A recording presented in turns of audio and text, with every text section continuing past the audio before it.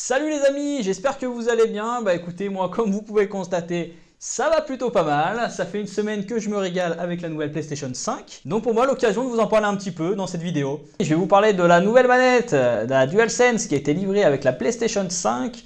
Eh bien, en termes de caractéristiques, il faut dire qu'elle est bourrée de nouvelles technologies, cette manette.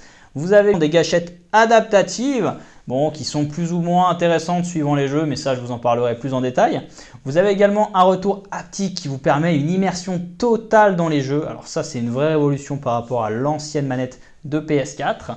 Vous avez également la possibilité de partager votre contenu. Donc ça c'est une touche qui a été reprise de l'ancienne manette Share, donc qui vous permet justement de partager votre contenu en direct, notamment sur des plateformes telles que Twitch, YouTube Streaming, ou alors vous pouvez enregistrer votre contenu pour pouvoir l'envoyer à vos amis ultérieurement. Donc ça c'est plutôt cool. Le micro est intégré à la manette, donc c'est-à-dire que vous n'avez pas besoin d'acheter un micro. Du coup c'est vraiment intéressant. Après vous avez la prise casque pour profiter voilà, du son 3D de la PlayStation 5. Et c'est vraiment une révolution. Au niveau du design, que dire de cette manette? Donc déjà, elle est blanche au niveau de la couleur. Elle est blanche. Voilà, blanche et noire, c'est plutôt épuré. Vous avez notamment les flèches qui sont retravaillées, qui sont plus qualitatives, qui sont plus douces au toucher. C'est vraiment sympathique. Comment elle se charge? Vous avez un port USB-C juste ici qui vous permet de charger la manette. Donc USB-C to USB, voilà, donc là par rapport à l'ancienne manette, bon, c'est un nouveau mode de chargement, mais rien d'exceptionnel à ce niveau-là.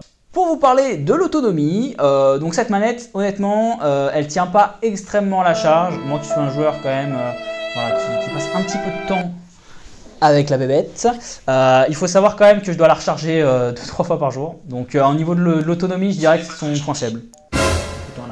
La montre qui se met à me parler en pleine vidéo.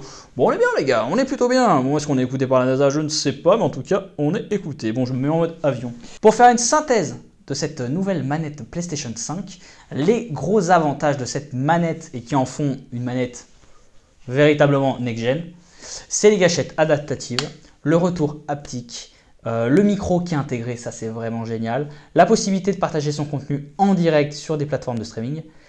Et tout ça pour un prix de 69,99 €. Alors vous me direz, oui c'est cher.